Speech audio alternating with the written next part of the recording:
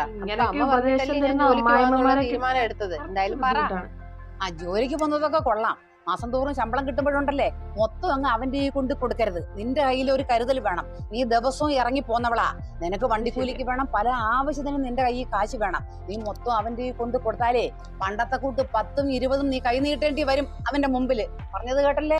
അതൊക്കെ ശരിയാമേ, പക്ഷെ എന്നോട് ശമ്പളം കിട്ടുമ്പോ ചോദിച്ചാ ഞാൻ എന്തോ ചെയ്യും, എന്തോ പറയും? പിന്നെ അതെന്താടി അവൻ ചോദിക്കുമ്പോ നിനക്കങ്ങോട്ട് പറഞ്ഞാലെന്താ? അവനും ജോലിക്ക് ഇറങ്ങി പോന്നതല്ലയോ? അവൻ കിട്ടുന്ന പൈസ മൊത്തം നിന്റെ കൊണ്ട് തരുവാന്നോ? അല്ലല്ലോ. ആദ്യമേ നീ മൊത്തം അവന്റെ കൊണ്ട് കൊടുത്താലേ അവസാനം വരെയും ഈ പൈസ മൊത്തം അവന്റെ കൊണ്ട് കൊടുക്കേണ്ടി വരും. കേട്ടല്ലേ? ഇതൊക്കെ അമ്മയ്ക്ക് എങ്ങനെ കൃത്യമായിട്ട് അറിയാം? ഞാനൊരു പെണ്ണാ.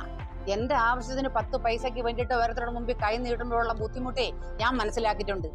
എനിക്കോ ഈ അവസ്ഥ വന്ന് എന്റെ മക്കൾക്കും മരുമക്കൾക്കും ഈ അവസ്ഥ വരുന്നതാണ് എന്റെ പ്രാർത്ഥന. ശരിയമ്മ, എന്റെ അമ്മയും പറഞ്ഞ ഈ ഡയലോഗ് ഞാൻ കേട്ടിട്ടുണ്ട്. ഞാനും കുറെ നാളുകൊണ്ട് അനുഭവിക്കുന്നതല്ലയോ, എനിക്ക് മനസ്സിലാവും.